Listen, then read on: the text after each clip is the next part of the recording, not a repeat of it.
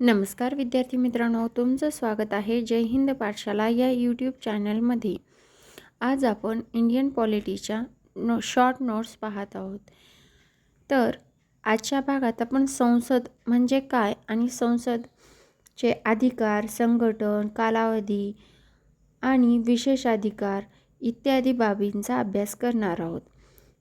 संसद आपण नेहमी ऐकतो की संसद म्हणजे संघराज्याची सरकारी कायदे करणारी किंवा कायदे बनवणारी संस्था आहे. हो, संसद म्हणजे कायदे बनवते, त्याचबरोबर आपला जो कर किंवा आर्थिक पैसा जमा होतो त्यावर नियंत्रण ठेवते, त्याचबरोबर पंतप्रधान मंत्र्यांवर लक्ष ठेवते, लोकांच्या समस्या मांडते आणि संविधानात योग्य पद्धतीने बदल करते. हे कार्य संसदेचं आहे किंवा हे काम करण्यासाठी संसद स्थापन केलेली आहे. मग या संसदेत कोण कोण असतं? तर या संसदेत राष्ट्रपती, लोकसभा, राज्यसभा अशा तिघांचं मिळून संसद तयार होत असते किंवा हे 3 अंग, एकात्मिक अंग हे भारतीय संसदेचे आहेत. तर राष्ट्रपतीचं संसदेला प्रमुख कायद्याला मान्यता देणारं पद म्हणून ओळखलं जातं. त्याचबरोबर लोकसभा हे लोकांनी थेट निवडून दिलेले सभासद असतात. यामध्ये खासदार लोकांच्या मताद्वारे निवडून येतात, तेही 5 वर्षासाठी. किती वर्षासाठी? तर ते 5 वर्षासाठी. राज्यसभेमध्ये कायमस्वरूपी सभागृह जरी म्हणत असले तरी याचा कार्यकाळ 6 वर्ष असतो आणि प्रत्येक 2 वर्षाने काही सदस्य निवृत्त होतात किंवा बदलले जातात आणि उपराष्ट्रपती हे याचे सभापती असतात.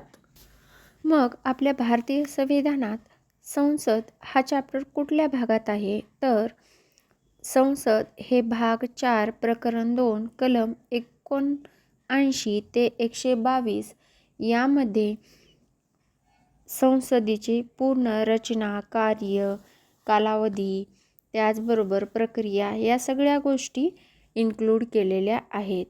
कलम 69 हे भारतीय संविधानातील एक संसद असेल यासाठी आहे आणि त्याचबरोबर संसदेत राष्ट्रपती, राज्यसभा आणि लोकसभा यांची मिळून बनेल हे पण त्यामध्ये स्पष्ट सांगितलेलं आहे. तर कलम 80 मध्ये राज्यसभेची रचना दिलेली आहे. तर राज्यसभेची कमाल सदस्य संख्या ही 250 निश्चित केलेली आहे, पण सध्या 245 सदस्य आहेत व यापैकी 229 राज्यांचे सदस्य तर 4 सदस्य हे संघराज्य म्हणजे केंद्रशासित प्रदेशाचे, तर 12 सदस्य हे राष्ट्रपती नामनिर्देशित करीत असतात, जे की वाङ्मय, कला आणि समाजसेवा या क्षेत्रामधून येत असतात. म्हणजे यांची रचना अशी होती, 245 ची फोड 229 हे राज्याचे सदस्य, 4 सदस्य हे संघराज्याचे म्हणजे केंद्रशासित प्रदेशाचे आणि 12 सदस्य हे नामनिर्देशित असतात. त्यानंतर राज्यसभेतील जागांची घटक राज्ये व केंद्रशासित प्रदेशामध्ये विभागणी 4थ्या अनुसूचीमध्ये करण्यात आलेली आहे. मग घटक राज्यांना प्रतिनिधित्व कसं दिलेलं आहे? तर ही संस्था त्या राज्यांच्या लोकसंख्येवर आधारित निश्चित केली जाईल. म्हणजे प्रतिनिधी राज्यांच्या विधानसभेत निवडून आलेल्या सदस्याकडून अप्रत्यक्षपणे एकल संक्रमणीय पद्धतीने निवडले जातील. मग कलम 83 काय आहे? तर कलम 83 हा संसद सदस्यांचा कार्यकाळ आहे. राज्यसभा हे स्थायी सभागृह, त्याचबरोबर वरिष्ठ सभागृह मानलं जातं. मग याचा कार्यकाळ हा 6 वर्ष जरी असला तरी 1/3 सदस्य हे दर 2 वर्षांनी निवृत्त होत असतात आणि लोकसभेचा कार्यकाळ हा 5 वर्ष असतो. राज्यसभेतील जागांचे घटक राज्य व केंद्रशासित प्रदेश मध्ये विभागणी 4थ्या अनुसूचीमध्ये करण्यात आलेली आहे. आता यानंतर लोकसभेची रचना. आता लोकसभेची रचना कशी आहे? तर लोकसभेमध्ये 552 सदस्य संख्या निश्चित करण्यात आलेली आहे. पण 530 सदस्य राज्यांचे प्रतिनिधी असतात, 20 सदस्य संघराज्यांचे प्रादेशिक सदस्य असतात, तर 2 सदस्य ॲग्लो इंडियनकडून राष्ट्रपती नामनिर्देशित करायचे 2020 पूर्वी. पण 2020 नंतर ही प्रथा बंद झाली. सध्या घटक राज्याचे 530 व केंद्रशासित प्रदेशाचे 13 सदस्य अशी एकूण सदस्य संख्या आहे. त्याचबरोबर आता लोकसभा सदस्यांची पात्रता काय आहे? तर भारतीय नागरिक असावा हे तर कंपल्सरी आहे, पण त्याचे किमान वय 25 वर्ष असावे आणि तो कोणत्याही मतदारसंघामध्ये मतदान करणारा नागरिक म्हणून नाव नोंदविलेलं असावं. मग याची अपात्रतेचे पण काही निकष आहेत. ते आपल्याला संविधानाच्या 102 कलममध्ये दिलेले आहेत. तर ते कुठले आहेत? तर एखादा नफा देणाऱ्या पदावर हा व्यक्ती नसावा, किंवा तो मानसिक दिवाळखोर नसावा, किंवा तो विदेशी नागरिकत्व घेतलेलं नसावं, किंवा त्यांना कायद्याने ठरवून दिलेली अयोग्य नसावा. मग यांना शपथ व प्रतिज्ञा कोण देतात? तर कलम 99 नुसार 3री अनुसूचीनुसार प्रत्येक खासदाराने सभेत बसण्याआधी राष्ट्रपती किंवा त्यांच्या प्रतिनिधी यांच्यासमोर शपथ घेणं गरजेचं असतं. मग ती शपथ काय आहे? तर मी भारताच्या सार्वभौम व अखंडतेची निष्ठावान राहीन, त्याचबरोबर संविधानाचे पालन करीन आणि लोकांचे खरे प्रतिनिधित्व करेन, अशी ती शपथ आहे, आणि जी की कलम 99 3री अनुसूचीमध्ये आहेत. त्यानंतर लोकसभेचे अध्यक्ष हे कलम 93 नुसार असतात. लोकसभेला अध्यक्ष व उपाध्यक्ष असतात. त्याचबरोबर अध्यक्ष लोकसभेचे अध्यक्षस्थान सांभाळतात, तर लोकसभा सुरळीत चालवण्याची जबाबदारीसुद्धा अध्यक्षाच्या खांद्यावर असते. क्विक पाहायचं झालं तर लोकसभेची रचना ही कलम 81 नुसार असते, तर तिचा कार्यकाळ कलम 83(2) नुसार असतो, तर तिची पात्रता 84 नुसार असते, अयोग्यता 102 नुसार असते. शपथ व प्रतिज्ञा ही कलम 99 व 3री अनुसूचीमध्ये आहे, तर अध्यक्ष आणि उपाध्यक्ष कलम 93 मध्ये आहेत. यानंतर आता आपण पंतप्रधान पाहूया. पंतप्रधान हा प्रत्यक्ष कार्यकारी प्रमुख असतो. राष्ट्रपती हा नामधारी प्रमुख, तर पंतप्रधान हा सरकारचा प्रमुख किंवा कार्यकारी प्रमुख म्हणून ओळखला जातो. कलम 75 व 74 मध्ये पंतप्रधान हा शब्द नमूद केलेला आहे व पंतप्रधान हे मंत्रिपरिषदेचे प्रमुख असतात. त्यांची नियुक्ती ही राष्ट्रपती करतात. लोकसभेत बहुमत असलेल्या पक्षाचा नेता पंतप्रधान बनतो व मंत्र्यांची निवड व नियुक्ती राष्ट्रपती करतात, पण पंतप्रधानाच्या सल्ल्यानेच. पंतप्रधानाचं कार्य पाहिलं तर कार्यकारी अधिकारामध्ये राष्ट्रपतीला सल्ला देणे, मंत्रिमंडळ चालवणे व मंत्रालयाचे समन्वय हे कार्य येतात. तर विधायी कार्यामध्ये संसद बोलविणे, धोरणे मांडणे, विधेयक सादर करणे या गोष्टी येतात. तर आर्थिक अधिकारामध्ये वार्षिक अर्थसंकल्पात मुख्य भूमिका पंतप्रधानाची असते. त्याचबरोबर ते आपल्या देशाचं आंतरराष्ट्रीय परिषदेमध्ये प्रतिनिधित्व करत असतात. यानंतर अविश्वास ठराव. अविश्वास ठराव हा कलम 75(3) मध्ये आहे. जर पंतप्रधान व संपूर्ण मंत्रिमंडळाच्या विरोधात अविश्वास ठराव पास झाला तर सर्वांना राजीनामा द्यावा लागतो, मंत्रिमंडळामधील पंतप्रधान व सर्व मंत्र्यांना, आणि हा ठराव साध्या बहुमताने पारित होतो. आता लोकसभा अविश्वास ठराव. आता दाखल करण्यासाठी अविश्वास ठराव किमान 50 सदस्यांच्या पाठिंब्याची गरज असते. त्याचबरोबर लोकसभेच्या कोणत्याही सदस्य अविश्वास ठराव मांडू शकतो. त्यानंतर लोकसभेचा नियम 198 मध्ये अविश्वास ठराव पद्धतीसंबंधी स्पष्ट तरतुदी आहेत. जेव्हा लोकसभेत अविश्वास ठराव मंजूर होतो तेव्हा मंत्रिपरिषद बरखास्त होत असते. हे सर्वच्या सर्व गोष्टी लोकसभा अविश्वास ठरावाबद्दल तर आहेत, पण खूप महत्त्वपूर्ण आहेत. या गोष्टी लक्षातच ठेवायच्या. यावर आयोगाने प्रश्न विचारून झालेले आहे. अविश्वास ठराव हा फक्त आणि फक्त लोकसभेत मांडला जाऊ शकतो, कारण पंतप्रधान हे सामूहिकरित्या लोकसभेला जबाबदार असतात म्हणून, आणि राज्यसभेचा आणि अविश्वास ठरावाचा कुठलाही संबंध नसतो. त्याचबरोबर सरकार टिकवण्यासाठी किमान 50% पेक्षा जास्त खासदाराचे समर्थन असणे आवश्यक आहे. मग असा प्रस्ताव मांडलेला आहे का? तर हो. 1979 मध्ये मोरारजी देसाई सरकार कोसळले याच अविश्वास ठरावामुळे, आणि 1999 मध्ये अटल बिहारी वाजपेयी सरकारसुद्धा एका मताने हारलेले होते अविश्वास ठरावामुळे. आता कलम 74 हे पंतप्रधानाशी रिलेटेड आहे. तर काय आहे कलम 74 मध्ये? तर कलम 74 मध्ये सांगितलेलं आहे की राष्ट्रपतींना मदत व सल्ला देण्यासाठी पंतप्रधानाच्या नेतृत्वाखाली मंत्रिमंडळ असेल. कलम 74 अधिक स्पष्टपणे सांगायचं झालं तर एखादा दिलेला सल्ला राष्ट्रपती परत विचारासाठी मंत्रिमंडळाकडे पाठवू शकतात, पण पुन्हा तोच सल्ला आल्यावर त्यांना मान्य करावा लागतो.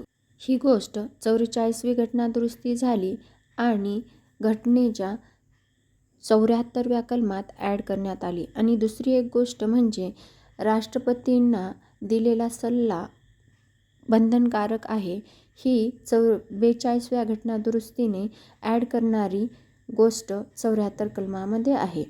मंत्रिपरिषद पंतप्रधान हा प्रमुख असतो मंत्रिपरिषदेमध्ये, तर राष्ट्रपती हे देशाचे फक्त आणि फक्त घटनात्मक प्रमुख असतात, पण ते सर्व निर्णय मंत्रिमंडळाच्या सल्ल्यानेच घेत असतात. यानंतर कलम 75. कलम 75 मध्ये राष्ट्रपती हा पंतप्रधानाची नियुक्ती करेल आणि राष्ट्रपती पंतप्रधानाच्या सल्ल्यानुसार इतर मंत्र्याची सुद्धा नियुक्ती करेल. मग हे मंत्रिमंडळ किंवा मंत्रिपरिषद व पंतप्रधान हे सामूहिकरित्या लोकसभेला जबाबदार असतात. या गोष्टीवर आयोगाने प्रश्न विचारलेला आहे, तरी सर्वांनी लक्षात ठेवायचं. कलम 78 जे की पंतप्रधानाच्या कर्तव्याशी संबंधित आहे. कलम 78 मध्ये राष्ट्रपतींना माहिती देणे किंवा केंद्र सरकारने काय काम केलेले आहे याची माहिती पंतप्रधान राष्ट्रपतींना देतात. तर मंत्रिमंडळाने घेतलेले निर्णय राष्ट्रपतीला सांगणं हे सुद्धा पंतप्रधानांना 78 कलमामध्ये कर्तव्य नोंदविलेलं आहे. त्याचबरोबर जर विविध मंत्र्यांमध्ये मतभेद झाले तर पंतप्रधान तो प्रश्न राष्ट्रपतीमार्फत सोडवू शकतात किंवा राष्ट्रपतींपर्यंत नेऊ शकतात. म्हणजेच काय, तर पंतप्रधानांना आपले सहकारी निवडण्याचे स्वातंत्र्य असते. यानंतर अलीकडच्या काळात पंतप्रधान कार्यालयावर सुद्धा प्रश्न विचारले जातात. मग पंतप्रधान कार्यालय म्हणजे काय असतं? तर भारतीय पंतप्रधानांना मदत करणारं किंवा कान, डोळे, नाक या सगळ्या गोष्टीचं कार्य करणारं हे पंतप्रधानांचं कार्यालय असतं. या कार्यालयाची स्थापना 1947 नंतर सुरुवातीला पंतप्रधान सचिवालय असं म्हणायचे आणि नंतर 1977 पासून याचे नाव झाले पंतप्रधान कार्यालय किंवा PMO.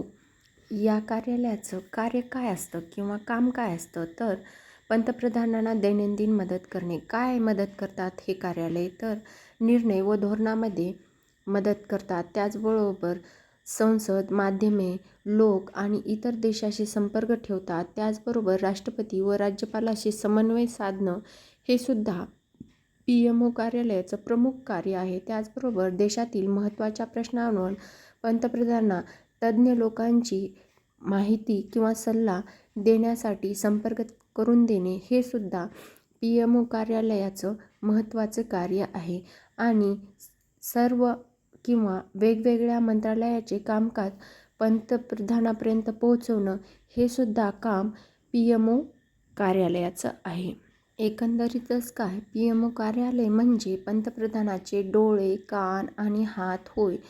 हे कार्यालय पंतप्रधानांना माहिती तर देते, कामकाज सोपे करते आणि देशातील धोरण निर्मिती महत्त्वाची भूमिका बजावते. कोण बोलवतात?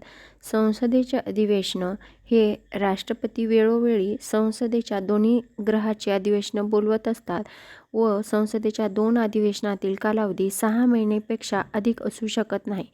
आणि आता सध्यामध्ये वर्षातून 2 वेळा अधिवेशनं होणे आवश्यक असते, पण 3 वेळा होतात. पहिलं अधिवेशन अर्थसंकल्पीय अधिवेशन, जे की फेब्रुवारी ते मे या दरम्यान होतं. त्यानंतर पावसाळी अधिवेशन, जे की जुलै ते सप्टेंबर या महिन्यात होत असतं.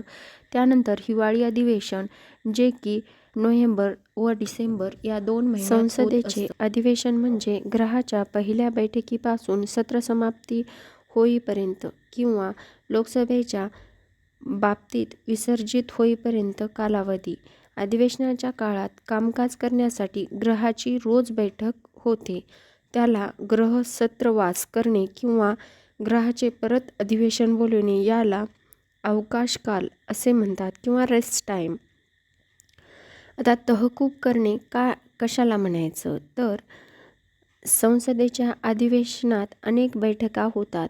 प्रत्येक दिवशी 2 बैठका होतात. सकाळी 11 ते 1 आणि दुपारी 2 ते 6. म्हणजे काय? तर 1च्या नंतर जेवणाचा टाईम असतो 2 वाजेपर्यंत. हा कालावधी काही तासाचा, दिवसाचा किंवा आठवड्याचा असू शकतो. अनिश्चित काळासाठी तहकूब करणे. ज्यावेळी संसदेची बैठक अनिश्चित काळासाठी थांबवली जाते, म्हणजेच पुढच्या बैठकीची तारीख नमूद न करता ग्रह तहकूब केले जाते, तेव्हा अनिश्चित काळापर्यंत तहकूब करणे असं म्हणतात. त्याचबरोबर सत्रसमाप्ती किंवा सत्रवास हे कशाला म्हणतात? तर अधिवेशनाचे काम पार पाडल्यानंतर ग्रहाचा प्रमुख म्हणजे सभापती असो का अध्यक्ष, ग्रह अनिश्चित काळासाठी तहकूब करतो. नंतरच्या काही दिवसात राष्ट्रपती अधिवेशन समाप्त झाल्याची अधिसूचना काढतात. परंतु अधिवेशन चालू असताना राष्ट्रपती ग्रहसत्रवास करू शकतो किंवा ग्रह तहकूब करू शकतो. आता हा झाला तहकूब करणे, अधिवेशन, त्याचबरोबर अनिश्चित कालासाठी तहकूब करणे किंवा सत्रसमाप्ती. पण विसर्जित करणे कशाला म्हणायचं? तर राज्यसभा हे कायमस्वरूपी सभागृह असल्याने ते विसर्जित होत नाही, हे आपल्याला माहीत आहे. फक्त लोकसभा विसर्जित होत असते. तर ते 2 प्रकारची लोकसभा विसर्जित होते. पहिलं म्हणजे 5 वर्षाचा कालावधी संपल्यानंतर किंवा राष्ट्रीय आणीबाणीमध्ये वाढलेला कालावधी संपल्यानंतर हे विसर्जन होत असतं. तर दुसरं म्हणजे राष्ट्रपतीने लोकसभा विसर्जन केल्यास पुन्हा तो आदेश मागे घेता येत नाही, सगळ्यात महत्त्वाची गोष्ट. त्याचबरोबर लोकसभा विसर्जन झाल्यानंतर लोकसभेमध्ये किंवा लोकसभेच्या समाप्तीमध्ये प्रलंबित असलेले विधेयक किंवा ठराव, सूचना, विनंती, अर्ज इत्यादी सर्व व्यवहार लोप पावतात. लोप पावतात म्हणजे नष्ट होतात. आता हे कुठले गोष्टी लोप पावतात आणि कुठल्या गोष्टी लोप पावत नाहीत, यावर आयोगाने बरेचदा प्रश्न विचारले. त्यामुळे ह्या गोष्टी लक्षात ठेवायच्या. पहिली गोष्ट महत्त्वाची, लोकसभेतील प्रारंभित विधेयक लोप पावते किंवा लोकसभेत मांडलेले किंवा राज्यसभेत पाठवलेलं असं जर विधेयक असेल आणि लोकसभा जर विसर्जन झाली तर लोकसभेत प्रलंबित असलेलं विधेयक लोप पावतं म्हणजे नष्ट होतं. तर दुसरी गोष्ट, लोकसभेत समाप्त केलेलं पण राज्यसभेत प्रलंबित असलेलं विधेयक लोप पावते. आता हे सुद्धा नष्ट होतं. म्हणजे लोकसभेनं संमत केलं पण राज्यसभेनं प्रलंबित म्हणजे पुढे पुढे ढकललं तर ते सुद्धा विधेयक लोप पावत असते किंवा नष्ट होत असतं. तिसरी महत्त्वाची गोष्ट, एखादं विधेयक दोन्ही गृहात मतभेद असतील आणि त्यामुळे ते दोन्ही सभागृहात संमत झालेलं नसेल व त्यावर उपाययोजना म्हणून लोकसभा विसर्जन होण्यापूर्वी राष्ट्रपतीने संयुक्त बैठक जारी केली असेल तर ते विधेयक लोप पावत नाही. ही सगळ्यात महत्त्वाची गोष्ट. यावर आयोगाने प्रश्न विचारलेला आहे. त्यानंतर चौथी म्हणजे राज्यसभेत प्रारंभित असलेले आणि लोकसभेत संमत न केलेले विधेयक लोप पावत नाही. राज्यसभेनं घेतलेलं एखादी गोष्ट पण लोकसभेनं संमत न केलेलं विधेयक लोप पावत नाही. त्याचबरोबर दुसरी गोष्ट, दोन्ही ग्रहांनी संमत केलेलं पण राष्ट्रपतीच्या मान्यतेसाठी प्रलंबित किंवा पुढे पुढे ढकललेलं असेल तर ते सुद्धा विधेयक लोप पावत नाही. आणि तिसरी महत्त्वाची गोष्ट म्हणजे दोन्ही ग्रहांनी संमत केलेलं पण राष्ट्रपतीने पुनर्विचारार्थ ग्रहाकडे पाठविलं विधेयक लोप पावत नाही. थोडक्यात काय तर लोकसभेत अडकलेले किंवा लोकसभेने मंजूर पण राज्यसभेत अडकलेले सर्व विधेयक नष्ट होतात किंवा लोप पावतात. लक्षात आलं? लोकसभेत अडकलेलं, लोकसभेनं पास करून राज्यसभेत पाठवलेलं पण राज्यसभेत अडकलेलं हे विधेयक टोटली नष्ट होत असतात. त्यानंतर राज्यसभेत अडकलेले परंतु संयुक्त बैठकीकडे गेलेले किंवा फक्त आणि फक्त राष्ट्रपतीच्या पुनर्विचारार्थ विचार करून जर पाठवले असतील तर ते विधेयक लोप पावत नाही. ही गोष्ट लक्षात ठेवायची. थोडक्यात लक्षात ठेवलं म्हणजे जास्त काळ लक्षात राहतो.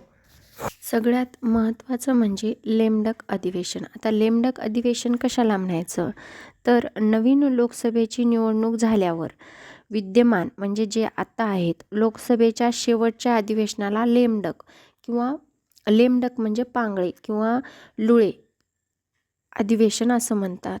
किंवा विद्यमान लोकसभेतील नवीन लोकसभेत निवडून न आलेल्या सदस्यांना लेमडक सदस्य असं म्हणतात. ह्या दोन गोष्टी लक्षात ठेवायच्या कारण यावर आयोगाने प्रश्न विचारलेला आहे. आता सरळ आणि साध्या भाषेत सांगायचं झालं तर लेमडक म्हणजे प्रचलित लोकसभेच्या म्हणजे आता चालू असलेल्या शेवटच्या अधिवेशनाचा निर्देश लेमडक अधिवेशन किंवा लेमडक सेशन या संकल्पने केला जातो. निवडणुकीनंतर नवीन लोकसभा अस्तित्वात येते आणि मागील लोकसभेत शेवटचे अधिवेशन होते त्यास ही संकल्पना वापरली जाते. वर्तमान लोकसभेत जे सदस्य नव्या लोकसभेत शेवटचे अधिवेशन होते त्यास ही संकल्पना वापरली जाते. त्याचबरोबर वर्तमान लोकसभेत जे सदस्य नव्या लोकसभेत निवडून येऊ शकले नाहीत त्यांना लेमडक्स असं म्हणतात.